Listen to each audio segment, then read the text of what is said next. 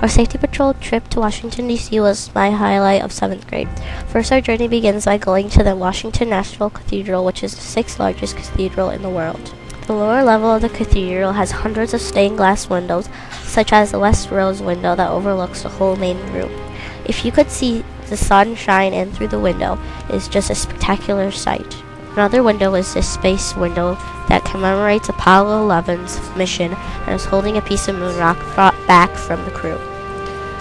The main altar has artistic carvings in limestone, and the pulpit has biblical scenes carved into it also. Here are two smaller side chapels.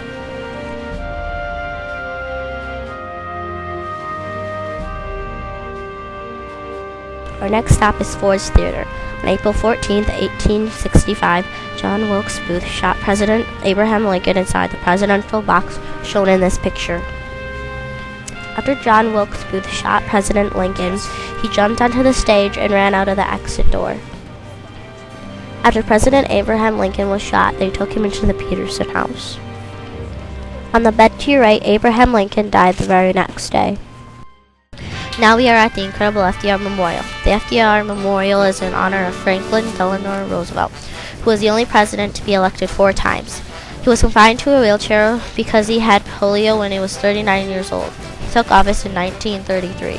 The 5 men in this picture represent the breadlines during the Great Depression, when many were unemployed and had to get hands out of food.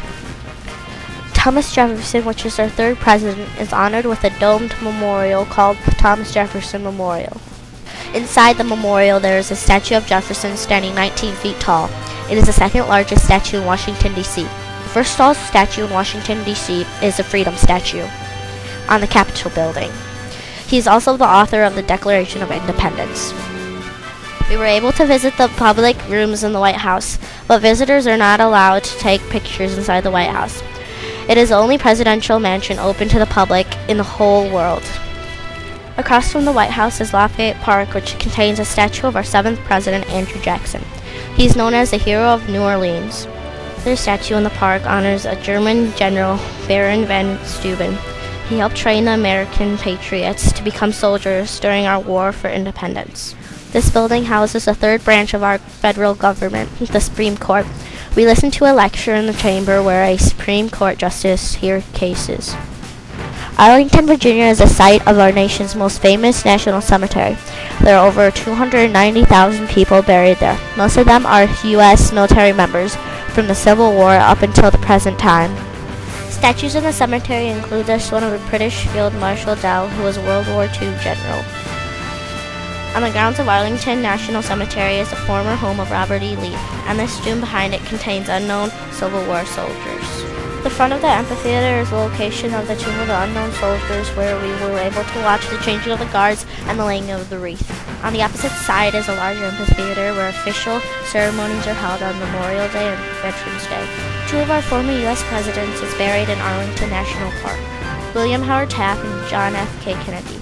This is the burial spot of the President Kennedy and his wife, Jacqueline, and 2 of their children. It contains an internal flame.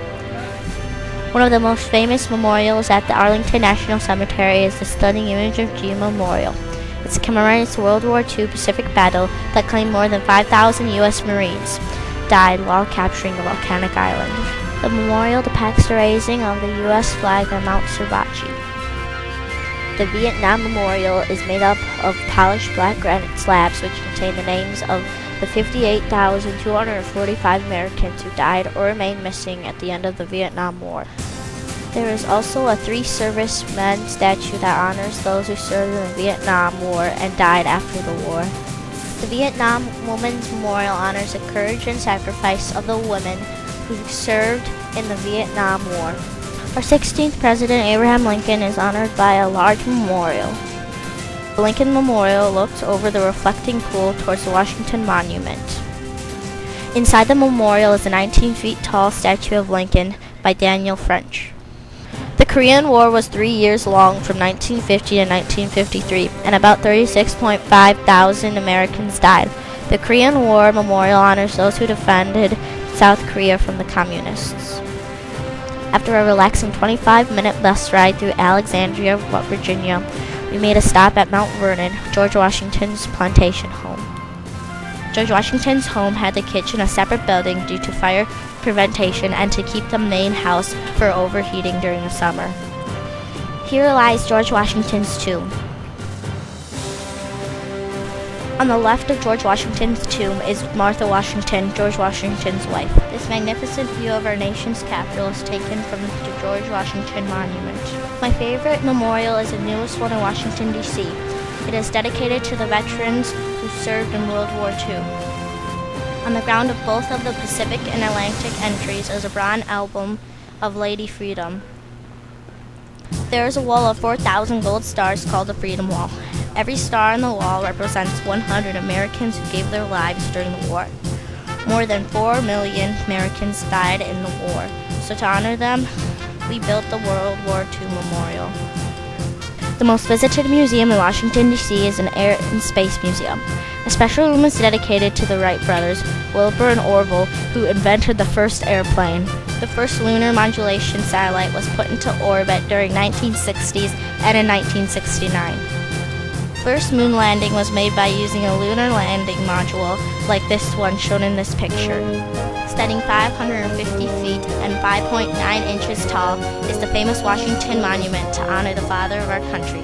Thank you for joining me on my journey of Washington,